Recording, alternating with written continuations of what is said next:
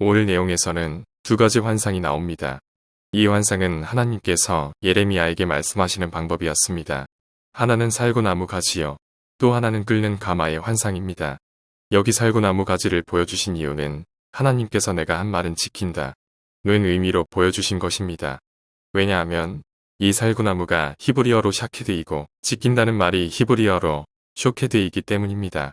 발음이 비슷한 두 말을 통해서 참신하게 말씀하시는 방법이었습니다. 샤케드를 살구나무로 번역했습니다만 최근에 가장 적합한 제안은 아몬드 나무입니다.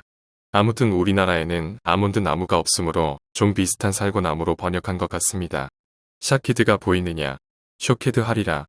살구나무가 보이느냐? 내 말을 지키리라. 실제로 구약 성경은 종종 이런 언어 유희가 나옵니다. 하나님께서 말씀하시는 한 방법입니다. 우리도 비슷한 언어 유희를 사용합니다. 이른바 아재, 개그라는 것이 있습니다. 예를 들면 아몬드가 죽으면 그 답은 다이 아몬드입니다. 다이가 영어로 죽었다는 뜻이지 않습니까? 다이아몬드, 아몬드가 죽었다. 이렇게 인간이 흔히 사용하는 언어 유희를 통해서 하나님은 쉽게 알아듣도록 말씀하신 것입니다. 중요한 것은 내 말을 지키리라. 쇼케드 하리라. 예레미야 선지자를 통해서 선포하실 말씀을 보증하시는 장면이었습니다. 이 말씀을 통해서 예레미야 선지자는 더욱 확증을 얻게 될 것입니다. 마치 사도 바울이 나는 보냄받은 자라는 사도의식이 확고했던 것과 똑같은 일이 될 것입니다. 사역자는 모름지기 내가 보냄받았다. 내가 소명을 받았다는 확고한 의식이 있어야 할 것입니다. 이것은 하나님과의 관계에서 나옵니다. 마찬가지로 믿는 자들도 나를 믿음의 자녀로 부르셨다는 확고한 의식이 있어야겠습니다. 이것도 역시 일평생을 통해서 교제해온 하나님과의 관계에서 증명되는 일입니다. 다음으로 하나님께서 보여주신 환상에 대해서 물으십니다. 내가 무엇을 보느냐? 끓는 가마를 보나이다. 그 윗면이 북에서부터 기울어졌나이다. 왜 북에서부터 기울어졌는지 그 이유를 설명해 주십니다. 14절입니다. 여호와께서 내게 이르시되 재앙이 북방에서 일어나 이 땅의 모든 주민들에게 부어지리라. 이 시기가 예레미야가 처음 부름받은 시기로 보입니다. 그러면 주전 626년 바벨론 제국이 크게 일어난 시기였습니다. 바벨론을 사용하셔서 극악한 제국 아수르를 심판하실 것입니다. 그리고 그 바벨론은 세력을 확장하여 애국과 대결하기 위해서 유다 왕국으로 침노해 들어올 것입니다.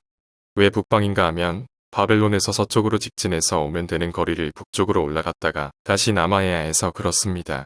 직진거리는 요르단 사막입니다. 반대로 북쪽으로 꺾어져 내려오는 길은 흔히 비옥한 초생달 지역이라고 합니다. 티그리스 유프라테스 강에 저지되었습니다.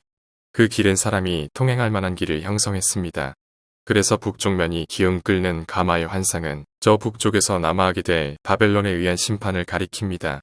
이 미래를 하나님께서 분명코 보여주시는 장면입니다. 15절 이하를 보면 그들은 예루살렘을 사방에서 포위합니다.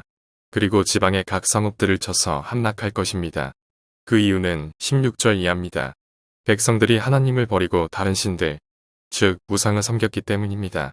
이것은 사사시대와 왕국시대 내내 자행했던 죄악들이었습니다. 하나님은 심판하십니다. 유예 기간은 끝났습니다. 로마서에서 바울이 말하기를 그날에 이말 진노를 쌓는다고 했는데 딱 그 짝입니다. 돌이켜보건대 이스라엘 민족이 하나님을 배약하여 우상을 섬기지 않은 때가 없을 정도였습니다. 이제 예레미야의 사명은 17절처럼 허리를 동이는 일할 채비를 하고서 이 심판의 경고를 백성들에게 선포하는 일입니다. 그리고 그들 때문에 두려워 말라고 하십니다. 내가 그들 앞에서 두려움을 당하지 않게 하리라. 하나님은 이렇게 약속하고 계십니다. 예레미야가 서야 할 대상들이 나옵니다. 18절입니다. 왕국의 온 땅과 유다 왕들, 지도자들, 대사장들입니다. 그 땅 백성들입니다. 한마디로 왕과 지도자들, 백성들 모두가 심판의 대상이 되어버렸습니다. 그리고 심판을 선포하는 예레미야를 그들 앞에서 경고한 성읍 쇠기둥, 노성벽이 되게 하셨다고 말씀합니다. 그야말로 난공불락의 철벽 방어진 것 같습니다. 하나님께서는 19절에서 그들이 너를 치나 너를 이기지 못하리니 이는 내가 너와 함께하여 너를 구원할 것임이니라. 놀라운 약속의 말씀이요 위로의 말씀입니다. 주님이 함께하신다는 것보다 확실한 은혜가 어디 있습니까? 예레미야는 장차 이 약속의 말씀, 보호하시리라, 구원하시리라는 말씀을 신뢰하면 그 모든 사역을 행하여 나갈 것입니다. 문제는 내가 하나님 편에 서 있느냐입니다. 바라기는 우리 모두가 예레미야처럼 확고하게 하나님 편에 섬으로 말미암아 하나님께서 이끄시며 보호하시는 확실한 은혜가 우리에게도 있기를 소망합니다.